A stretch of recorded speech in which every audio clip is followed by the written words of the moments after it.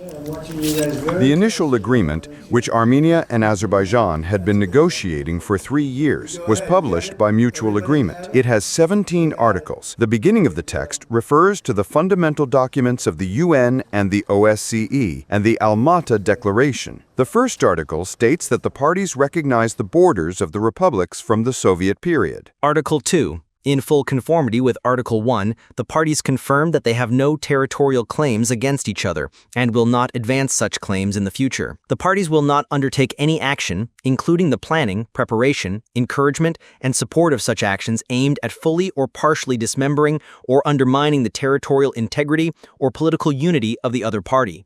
The third article states that the parties, in their mutual relations, will refrain from the use of force or the threat of use of force against territorial integrity or political independence, or in any other manner inconsistent with the UN Charter.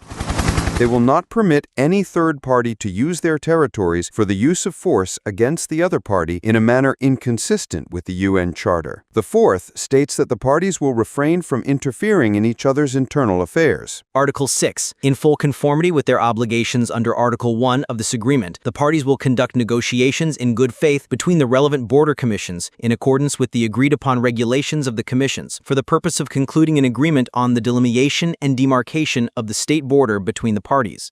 The seventh article states that the parties will not deploy the forces of any third party along their common border, and that until the delimitation and subsequent demarcation of their mutual border, they will implement mutually agreed security and confidence-building measures, including in the military sphere, in order to ensure security and stability in the border regions. Article 8. The parties condemn and will combat intolerance, racial hatred and discrimination, separatism, violent extremism, and terrorism in all their manifestations, each within its jurisdiction, and will ensure the fulfillment of international obligations applicable to them.